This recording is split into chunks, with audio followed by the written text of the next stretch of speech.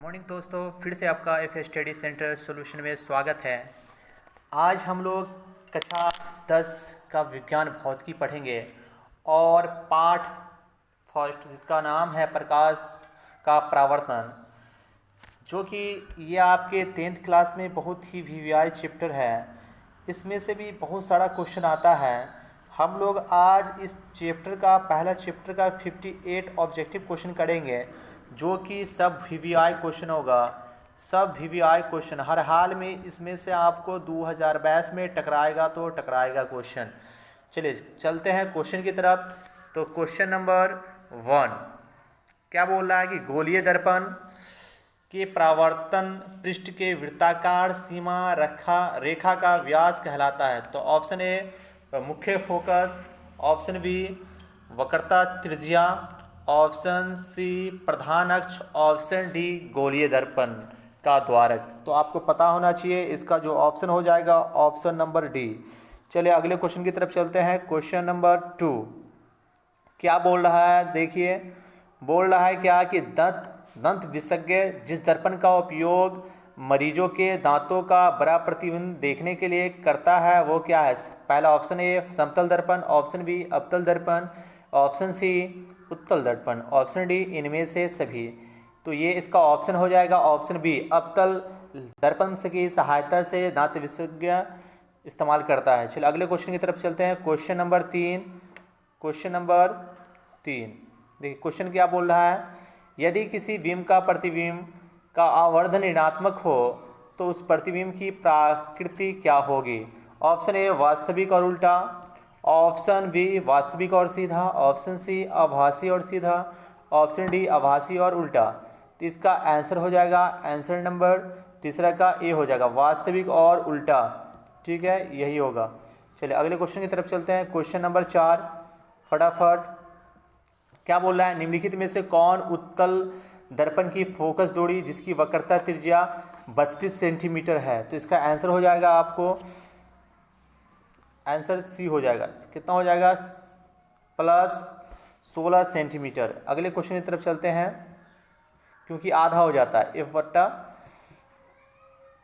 बराबर r/2 हो जाता है। देखिए चलिए अगले क्वेश्चन की तरफ चलते हैं। क्वेश्चन नंबर क्या है, 5 परावर्तन के नियमों का निर्धारित करता है। तो ऑप्शन ए आपतन कोण परावर्तन कोण के बराबर होता है, यही ऑप्शन इसका सही होगा। चलिए अगले क्वेश्चन की तरफ चलते हैं। क्वेश्चन ये पचमा का ये सही होगा। चलिए अगले क्वेश्चन की तरफ चलते हैं। क्वेश्चन नंबर 6 हवा निर्वात में प्रकाश की चाल क्या होती है। हवा मतलब निर्वात में प्रकाश की चाल क्या होती है, तो आपको बताना है। तो इसका ऑप्शन नंबर ए सही हो जाएगा। ऑप्शन नंबर ए सही हो जाएगा। पूरा ऑप्शन नहीं बता रहे हैं क्योंकि आपका टाइम वेस्ट होगा। चलिए अगले क्वेश्चन की तरफ चलते हैं। सब टोटल जितना भी क्वेश्चन लिया गया सब है जो वीवीआई है, तुम सब परफेक्ट टकराएगा आप। ये प्रकाश किस रंग का उदाहरण है। ऑप्शन ए ध्वनि तरंग का, ऑप्शन बी विद्युत जो चुंबकीय तरंग का, ऑप्शन सी परावैगनी तरंग का, ऑप्शन बी है जो प्रासव्य तरंग का। तो आपको पता होना चाहिए इसका जो आंसर हो जाएगा वो है जो ऑप्शन नंबर बी हो जाएगा, विद्युत चुंबकीय तरंग का। क्या हो जाएगा, विद्युत चुंबकीय तरंग का। अगर इस वीडियो को आप नहीं देखिएगा तो 100% बाद में मत पछताइएगा कि ये अगर वीडियो देख लेते तो अच्छा नंबर आ जाता। चलिए अगले क्वेश्चन की तरफ चलते हैं। प्रकाश के परावर्तन के कितने नियम है, ये भी बताना पड़ेगा। कितने नियम है प्रकाश के, कितने नियम है प्रकाश के परावर्तन के नियम कितने हैं। हाँ 2 हैं। क्या है, 2 हैं। चलिए अगले क्वेश्चन की तरफ चलते हैं। किस दर्पण में बड़ा प्रतिबिंब बनता है, किस दर्पण में बड़ा प्रतिबिंब बनता है। ऑप्शन ए समतल दर्पण, ऑप्शन बी अवतल दर्पण, ऑप्शन सी उत्तल दर्पण, ऑप्शन डी इनमें से कोई नहीं। तो इसका जो आंसर हो जाएगा आंसर बी हो जाएगा। इसका क्या हो जाएगा, आंसर बी सही होगा। चलिए अगले क्वेश्चन की तरफ चलते हैं। अगला क्वेश्चन क्या है, 10 गोलीय दर्पण में फोकसांतर एवं वक्रता त्रिज्या के बीच संबंध है। क्या है, r बराबर 2r, बी जो ऑप्शन है ए बराबर r, सी जो है f बराबर r/2। चलिए अगला है डी बराबर डी इसका ऑप्शन डी जो है r बराबर f/2, जो कि आंसर इसका सही जो होगा ये आंसर सी सही होगा। f बराबर r/2 होता है, अभी जस्ट आपको बताए हैं। चलो अगले क्वेश्चन की तरफ चलते हैं कि सर्च लाइट का परावर्तक सतह होता है। जो सर्च लाइट जो होता है उसका परावर्तक सतह क्या होता है। ऑप्शन ए उत्तल लेंस उत्तल, ऑप्शन बी अवतल, ऑप्शन सी है जो समतल, ऑप्शन डी उत्तल अवतल दोनों। तो फटाफट बताइए इसका आंसर क्या होगा, क्या होगा, अवतल होगा। क्या होगा, अवतल इसका सही होगा। चलिए अगले क्वेश्चन की तरफ चलते हैं। क्वेश्चन नंबर 12, दाढ़ी बनाने के लिए कौन सा दर्पण उपयुक्त होता है? ऑप्शन ए है जो समतल, ऑप्शन बी है जो उत्तल, ऑप्शन सी अवतल, ऑप्शन डी इनमें से कोई नहीं। तो फटाफट बताइए क्या होगा? ऑप्शन सी, ऑप्शन सी इसका सही हो जाएगा, ऑप्शन सी इसका राइट आंसर। चलिए अगले क्वेश्चन की तरफ चलते हैं। दर्पण का सूत्र देखिए, क्या वीवीआई क्वेश्चन, ये मोस्ट वीवीआई क्वेश्चन है आपका। चलिए क्या है दर्पण का सूत्र, क्या होगा? ऑप्शन ए 1/v बराबर -1/u बराबर 1/f। अगला क्वेश्चन देखिए, सॉरी अगला ऑप्शन देखिए, ऑप्शन नंबर बी है जो 1/f बराबर 1/u बराबर 1/v। ऑप्शन सी बराबर 1/v plus 1/f plus 1/v बराबर है जो 1/u। और option D 1/v plus 1/u बराबर 1/f, जो कि ये ऑप्शन डी सही है आपका। चलिए अगले क्वेश्चन की तरफ चलते हैं। क्वेश्चन नंबर 14, किस दर्पण का केवल है जो आभासी है जो प्रतिबिंब बनेगा? आपको ऑप्शन दिख रहा है सही, क्या हो जाएगा? समतल तथा उत्तल दोनों। चलिए अगले क्वेश्चन की तरफ चलते हैं। 14 सॉरी क्वेश्चन नंबर 15, समतल दर्पण के प्रतिबिंब की प्रकृति क्या होती है? ऑप्शन ए वास्तविक, ऑप्शन बी वास्तविक तथा सीधा, ऑप्शन सी है जो वास्तविक और उल्टा, ऑप्शन डी आभासी तथा जो बराबर। फटाफट इसका आंसर दीजिए। इसका आंसर हो जाएगा आपको option number D, option number D आभासी और तथा बराबर, आभासी तथा बराबर। चलिए अगले क्वेश्चन की तरफ चलते हैं। क्वेश्चन नंबर 16, गोलीय दर्पण की फोकस दूरी उसकी वक्रता त्रिज्या की आधी होती है। एकदम करेक्ट, बहुत वीवीआई क्वेश्चन, एकदम वीवीआई इसको लिख लीजिए एकदम। ऐसे टोटल क्वेश्चन जितना भी क्वेश्चन है 58 क्वेश्चन सब वीवीआई क्वेश्चन है। चलिए अगले क्वेश्चन की तरफ चलते हैं। क्वेश्चन नंबर 17, किसी दर्पण का जो आवर्धिक है जो काल्पनिक प्रतिबिंब बनता है? ऑप्शन ए अवतल दर्पण से, ऑप्शन बी है जो समतल दर्पण से, ऑप्शन सी उत्तल दर्पण से, ऑप्शन डी सभी दर्पण से। बताइए फटाफट इसका आंसर क्या हो जाएगा? इसका आंसर होगा आपको अवतल दर्पण से, अवतल दर्पण से। क्या होगा इसका आंसर? अवतल दर्पण से। चलिए अगले क्वेश्चन की तरफ चलते हैं। अगला क्वेश्चन क्या है? अगला क्वेश्चन है, एक उत्तल दर्पण में बना प्रतिबिंब हमेशा होगा। तो बताइए एक उत्तल दर्पण में जो बना प्रतिबिंब हमेशा क्या होता है? काल्पनिक और हर्षित होता है। देखिए एकदम फटाफट, ये क्वेश्चन आपका सही आंसर। चलिए फटाफट चलिए अगले क्वेश्चन चलते हैं। ईंट है, ईंट क्या है बताइए? ईंट, और ईंट को ईंट दीवार को जोड़ दिया जाता है। सबसे पहले तो ये जान लेते हैं कि पारदर्शी किसे कहते हैं। तो आपको पता होना चाहिए पारदर्शी, पारदर्शी पैसा है जो वस्तु जिससे है जो हम आसानी से इस पार से उस पार देख सकते हैं उसे हम पारदर्शी कहते हैं। अपारदर्शी जिससे है जो हम जिस वस्तु से हम इस पार से उस पार है जो आसानी से नहीं देख ही नहीं पाते उसे हमें जो अपारदर्शी कहते हैं। और पारभासी की बात रहा तो हम धुंधला दिखते हैं ना, जैसे अगर सूती कपड़ा या प्लास्टिक से इस पार से उस पार देखिएगा धुंधला दिखाई देगा। तो यहाँ क्या ईंट का अगर दीवार जोड़ दिया जाए, ईंट का अगर दीवार जोड़ दिया जाए तो क्या देख पाइएगा इस पार से उस पार? नहीं ना। तो ये क्या हो जाएगा आपको? ये आपको हो जाएगा, ये आपको क्या हो जाएगा? अपारदर्शी। क्या हो जाएगा? अपारदर्शी। ठीक है, चलो अगले क्वेश्चन की तरफ चलते हैं। हमारी आंखें जो देख सकती है वे वस्तु होती है, क्या होती है? ये दीप्त और प्रतिदीप्त दोनों होती है। मतलब जलता भी रहता है, जलने वाला भी होता है, नहीं जलने वाला भी होता है। चलिए अगले क्वेश्चन की तरफ चलते हैं। एक मनुष्य समतल दर्पण की ओर 3 मीटर पर सेकंड की चाल से आ रहा है। किधर? समतल दर्पण की ओर। तो मनुष्य के दर्पण में अपना प्रतिबिंब किस चाल से जो प्रतीत होगा? बताइए फटाफट क्या होगा? ऑप्शन ए 3 मीटर पर सेकंड, ऑप्शन बी है जो 1.5 मीटर पर सेकंड, ऑप्शन सी है जो 6 मीटर पर सेकंड, ऑप्शन डी है जो 4 मीटर पर सेकंड। तो इसका देखिए क्या बोला? 3 मीटर ना, तो इसका डेढ़ दुगुना हो जाएगा। क्या हो जाएगा? दुगुना प्रतीत होगा। तो दुगुना कहाँ है? ये देखिए 6 मीटर पर सेकंड। चलो अगले क्वेश्चन की तरफ चलते हैं। क्वेश्चन नंबर 22, संयुग्मी फोकस संभव है केवल एक है जो ऑप्शन ए उत्तल दर्पण में, ऑप्शन बी अवतल दर्पण में, ऑप्शन सी है जो समतल दर्पण में, ऑप्शन डी है जो साधारण कांच में। तो इसका ऑप्शन बी सही है, ऑप्शन बी इसका सही है। चलिए अगले क्वेश्चन की तरफ चलते हैं। क्वेश्चन नंबर 23, एक उत्तल दर्पण की फोकस दूरी 20 सेंटीमीटर है। इसकी जो वक्रता त्रिज्या होगी ऑप्शन ए आधी होगी। क्या होगी? सॉरी दुगुनी होगी। क्या होगी? दुगुनी होगी। तो दुगुनी 20 का दुगुना को आ जाएगा, 20 गुने तो क्या हो जाएगा? 40 हो जाएगा। ठीक है, चलिए अगले क्वेश्चन की तरफ चलते हैं। क्वेश्चन नंबर 24, यदि किसी वस्तु को एक दर्पण के सामने निकट रखने पर प्रतिबिंब सीधे बने किंतु दूर रहने पर उल्टा प्रतिबिंब बने तो क्या वह दर्पण होगा? बताइए कौन दर्पण होगा? तो आपको पता होना चाहिए वो ऐसा दर्पण अवतल दर्पण कहलाता है। क्या कहलाता है? अवतल दर्पण। चलिए अगले क्वेश्चन की तरफ चलते हैं। क्वेश्चन नंबर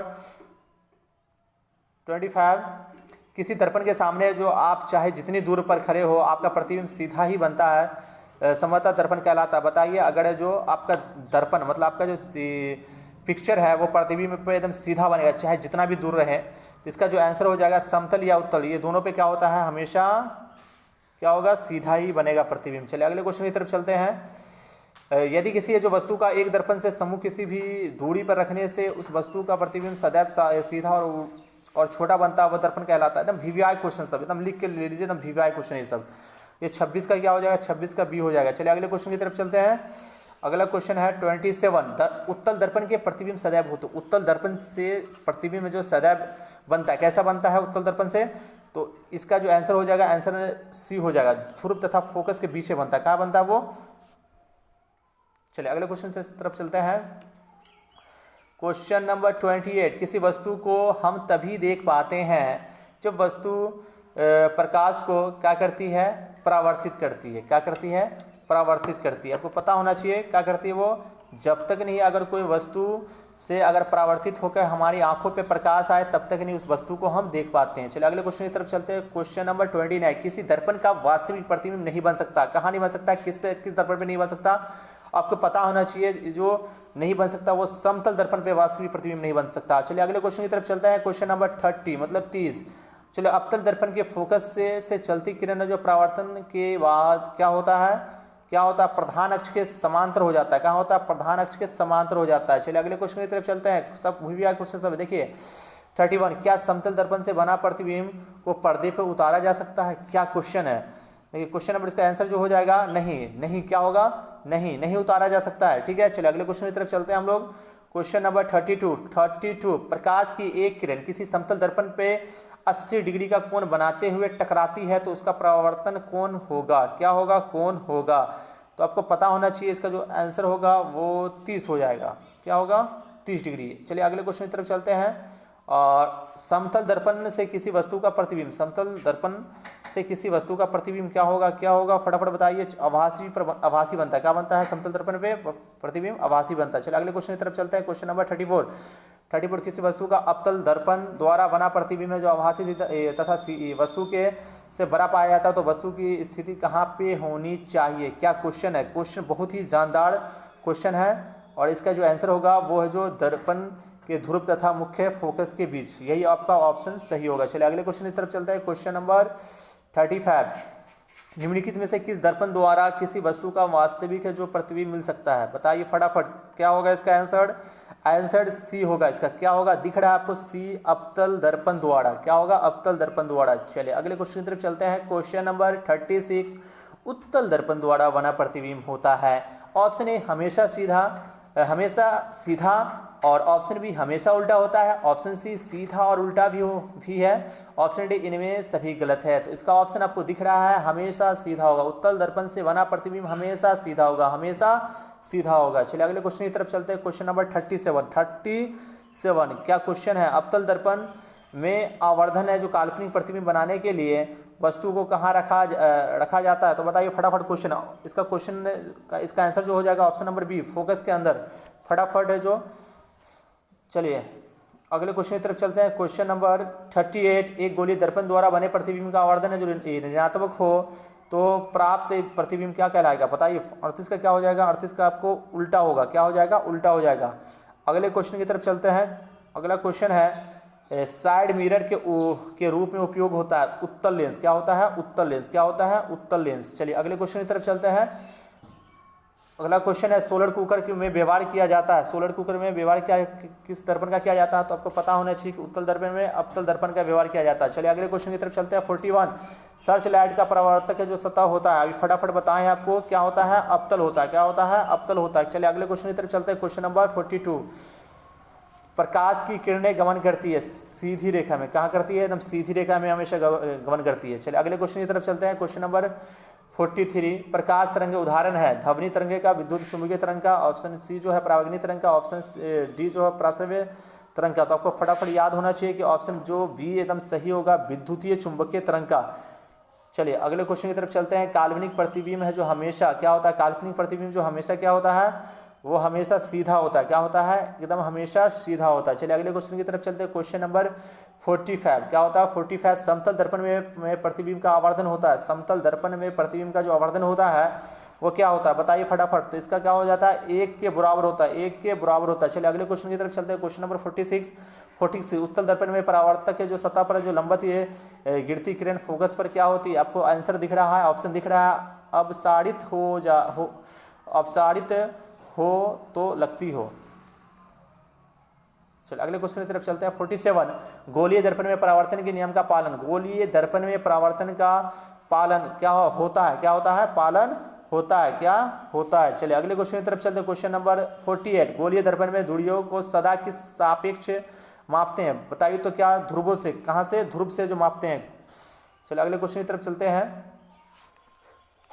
49 अनंत पर स्थिति किसी बिंब का प्रतिबिंब अवतल दर्पण के फोकस पर बनता है तो उसका आवर्धन क्या होगा, बताइए तो इसका आवर्धन क्या होगा। ऑप्शन नंबर आपको m बराबर 0, आवर्धन क्या हो जाएगा, m बराबर 0। चलिए अगले क्वेश्चन की तरफ चलते हैं। क्वेश्चन नंबर है जो 50 मोटर गाड़ी के चालक के सामने जो लगा होता है प्रतिबिंब क्या होता है, वो क्या होता है, फटाफट बताइएगा। इसका हो जाएगा उत्तल दर्पण, क्या होगा, उत्तल दर्पण लगा होता है, क्या होता है, उत्तल दर्पण। चलिए अगले क्वेश्चन की तरफ चलते हैं। क्वेश्चन नंबर 51 किसी अवतल दर्पण द्वारा आभासी काल्पनिक और सीधा आवर्धन प्रतिबिंब बन सकता है, वह वस्तु की स्थिति होता है, क्या होता है, क्या होता है, फटाफट बताइएगा। ऑप्शन नंबर इसका जो डी सही हो जाएगा, ऑप्शन नंबर डी इसका सही हो जाएगा।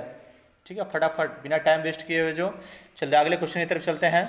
एक अवतल दर्पण में वस्तु का बीम की स्थिति फोकस और ध्रुव के बीच हो तो प्रतिबिंब में जो प्राप्त होगा, कैसा प्राप्त होगा, फटाफट बताइए। ऑप्शन नंबर इसका क्या होगा बताइए, ऑप्शन नंबर सी इसका सही होगा, काल्पनिक और बड़ा होगा।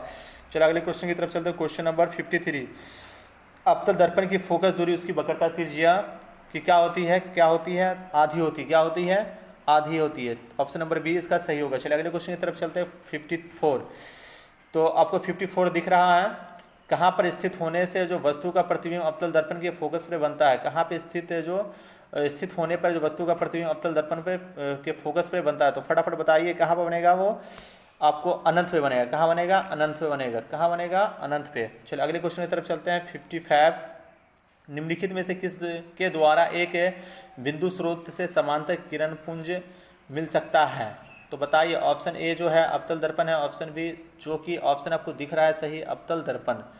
चलिए अगले क्वेश्चन की तरफ चलते हैं। क्वेश्चन नंबर 56 वस्तु से छोटा और आभासी प्रतिबिंब में से जो किस दर्पण से प्राप्त होता है, तो बताइएगा। ऑप्शन डी इसका सही हो जाएगा, ऑप्शन डी इसका सही हो जाएगा। अगले क्वेश्चन की तरफ चलते हैं। क्वेश्चन नंबर 57 निम्नलिखित में से किस दर्पण द्वारा किसी वस्तु का आभासी प्रतिबिंब में किया जा सकता है, बताइए। 57 का क्या हो जाएगा, 57 का डी इसका सही होगा, आंसर क्या होगा, डी इसका सही होगा। चलिए अगले क्वेश्चन की तरफ चलते हैं। परावर्तन के कोण होते हैं, परावर्तन के कोण क्या होते हैं, और ये है जो आज का लास्ट क्वेश्चन इसका जो होगा, परावर्तन किरण और दर्पण के सतह के बीच खींचे गए अभिलंब के बीच का कोण, ठीक है, यही आपका सही। चलिए आज का क्वेश्चन यहीं तक। अगर आप चैनल पे पहली बार है तो प्लीज़ चैनल को सब्सक्राइब करें, ठीक है, क्योंकि इसी तरह का जो वीडियो आता रहेगा, और टोटल चाहे वो फिजिक्स हो, केमिस्ट्री हो, जीव विज्ञान हो या साइंस का कोई भी चैप्टर हो, टोटल चैप्टर वाइज यहाँ आपको कराया जाएगा। और इसमें से 100% आपका अगर क्वेश्चन है जो 100 नंबर का ऑब्जेक्टिव दिया जा रहा है और उसमें बोला जा रहा है 50 नंबर, तो हर हाल में इसमें से 50 नंबर आएगा, तो ये मेरी गारंटी है। जितना भी क्वेश्चन है सब VVI क्वेश्चन है, ठीक है, और आप इसका नोटबुक भी बना लें, ठीक है। Thank you.